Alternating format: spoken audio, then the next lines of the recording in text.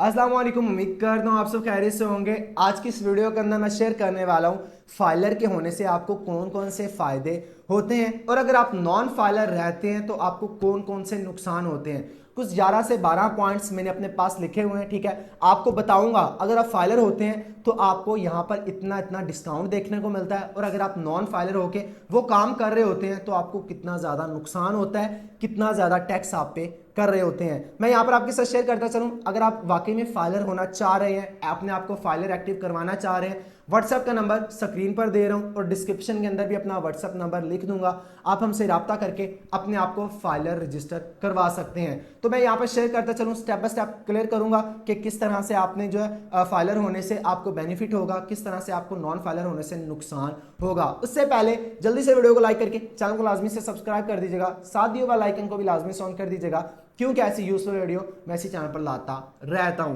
तो सबसे पहले बात कर लेते हैं स्टेप नंबर 1 की। अगर आप अपनी प्रॉपर्टी का कोई भी काम कर रहे हैं, ठीक है, अपनी प्रॉपर्टी को सेल कर रहे हैं, किसी को बेच रहे हैं, तो आपको 3% टैक्स देखने को मिलेगा अगर आप फाइलर हैं, और अगर आप नॉन फाइलर हैं तो आपको 6% टैक्स देखने को मिलेगा अगर आप कोई भी अपनी प्रॉपर्टी सेल कर रहे हैं, किसी को भी प्रॉपर्टी अपनी बेच रहे हैं। तो इस जो देख सकते हैं डिफरेंस अपना देख सकते हैं, जो फाइलर है उसे 3% और जो नॉन फाइलर है उसको 6% टैक्स लग रहा है। इसी तरह अगर आप प्रॉपर्टी खरीद रहे हैं किसी से भी तो आपको 3% टैक्स देखने को मिलेगा या 3% आपको टैक्स लगेगा अगर आप फाइलर हैं, और अगर आप नॉन फाइलर हैं तो आपको 10.5% टैक्स लगेगा किसी से भी आप प्रॉपर्टी जो है खरीद रहे हैं। तो इसी तरह अगर आप फाइलर हो जाते हैं तो बैंक के अंदर भी अगर आप अपनी पेमेंट को जो है डिपॉजिट कराते हैं या विड्रॉवल करवाते हैं, फाइलर है तो आपको कोई टैक्स नहीं लगेगा। लेकिन अगर आप नॉन फाइलर होते हैं तो आपको यहाँ पर आपको पता है कि लाख के ऊपर अगर आप कोई भी पेमेंट विड्रॉवल करवाते हैं तो आपको वहां पर 600 रुपए या 500 रुपए टैक्स अदा करना होता है। तो यहाँ पर बताता चलूं, जो फाइलर हो जाता है उससे इस चीज की भी बचत हो जाती है, वो जब भी चाहे अपनी पेमेंट को निकलवा सकता है। इस हद तक बेनिफिट होता है फाइलर होने का। उसके बाद बात कर लेते हैं नेक्स्ट स्टेप की। नेक्स्ट स्टेप क्या है जी, अगर आप फाइलर हो जाते हैं तो आपकी बिजली के बिल के अंदर जो अलग के आने वाला टैक्स होता है, एक मखसूस किस्म का टैक्स होता है जो नॉन फाइलर होते हैं उनको लग कर आता है हर महीने, और जो नॉन फाइलर होते हैं उनको तो पक्का लग कर आता है, जो फाइलर होते हैं उन्हें वो टैक्स नहीं लगता।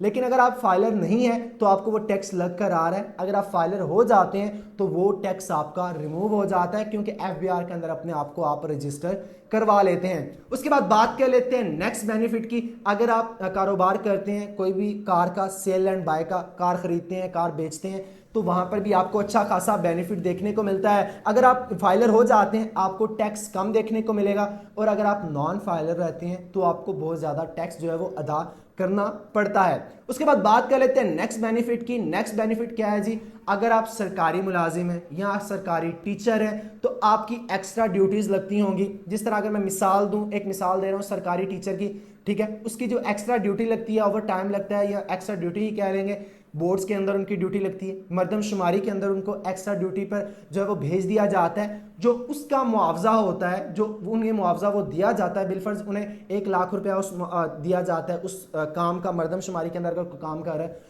तो उस काम का जो अगर उन्होंने 1 लाख रुपया देना है तो जो फाइलर होगा उसको 10% उस पर टैक्स लगेगा, और अगर वो नॉन फाइलर होगा उसके ऊपर उसको 20% टैक्स अदा करना पड़ेगा। ये नुकसान होता है नॉन फाइलर के होने का।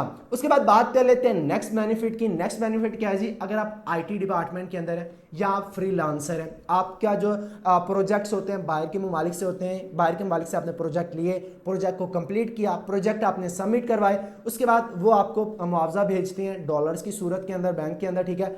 तो यहाँ पर मैं शेयर करता चलूँ, अगर आप फ्रीलांसर हैं तो आपका फाइलर होना काफ़ी ज़्यादा ज़रूरी है। इसके अंदर क्या होता है, अगर आप फाइलर नहीं होते तो आपको अच्छा खासा टैक्स लग रहा होता है जो आपकी पेमेंट बाहर से आ रही होती है, लेकिन अगर आप फाइलर हो जाते हैं तो आपको बहुत ही कम टैक्स लग रहा होता है। तो अपने आप को फौरी के फौरी जो है फाइलर करवाएं अगर आप आईटी डिपार्टमेंट के अंदर या फ्रीलांसर के अंदर काम कर रहे हैं। उसके बाद बात कर लेते हैं नेक्स्ट बेनिफिट की। नेक्स्ट बेनिफिट क्या है जी, अगर आप कोई भी कॉन्ट्रैक्ट बेस्ड काम करते हैं, कोई भी आप मकान वगैरह बनाते हैं, सड़कें वगैरह का काम करते हैं, ठीक है, आप चाहते हैं कि आपके जो ठेके होते हैं, ठीक है, जो वो सरकार हमें दे, हम सरकार के ठेके लेकर उस पर काम करें, तो उसके लिए भी आपका फाइलर होना काफ़ी ज़्यादा ज़रूरी है, क्योंकि सरकार उसी को ही ठेके देती है जो कि फाइलर हो जाता है। अगर वो फाइलर नहीं है तो उसे वो ठेके नहीं दिए जाते।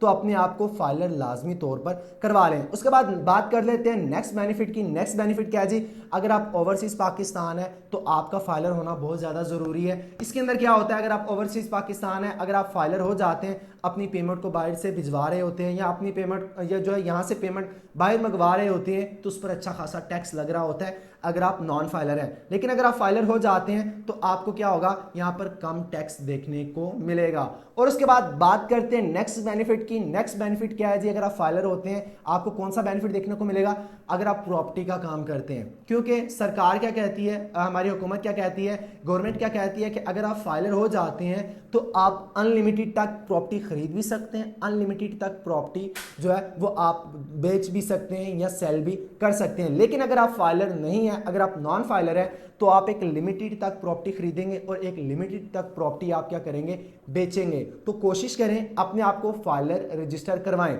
उसके बाद बात कर लेते हैं नेक्स्ट बेनिफिट की। नेक्स्ट बेनिफिट क्या है जी, अगर आप अपने कारोबार को, जो भी आप कारोबार करें उसको आप एफबीआर के अंदर रजिस्टर करवा लेते हैं, तो वो आपके जो कारोबार होगा और जो आपके पैसे होंगे वो वाइट मनी के अंदर कंसीडर होंगे। लेकिन अगर आपका कारोबार जो है एफबीआर के अंदर रजिस्टर नहीं है और आपकी जो पैसे हैं वो एफबीआर की नज़र में नहीं है, तो वो आपकी ब्लैक मनी है। कभी भी एफबीआर वाले छापा मार के आपकी उस मनी को जब्त कर सकते हैं और आप पर एक भारी टैक्स लगा सकते हैं। क्योंकि जब भी आपका कारोबार जो है एफबीआर के अंदर रजिस्टर हो जाएगा तो वो आपको कारोबार जो होगा वो सेफ हो जाएगा और उसके अंदर टैक्सेस आपको कम देखने को मिलेंगे और आपका पैसा सारा जो होगा वो वाइट रहेगा।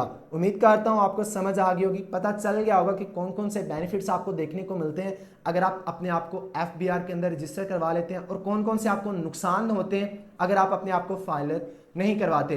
वीडियो अच्छी लगी है, वीडियो को लाइक करके चैनल को लाजमी से सब्सक्राइब कर दीजिएगा। अपने आप को अगर आप फाइलर करवाना चाहते हैं, स्क्रीन पर व्हाट्सअप नंबर दे रहा हूं, डिस्क्रिप्शन के अंदर व्हाट्सअप नंबर दे रहा हूं, हमसे रब्ता करके अपने आप को फौरी जो है फाइलर एक्टिव करवा सकते हैं। मिलता है किसी नेक्स्ट और इन्फॉर्मेटिव टॉपिक के अंदर, तब तक के लिए अपना ख्याल रखिएगा। मुझे दे इजाजत, सेफ रहें, सिक्योर रहें, अल्लाह हाफिज।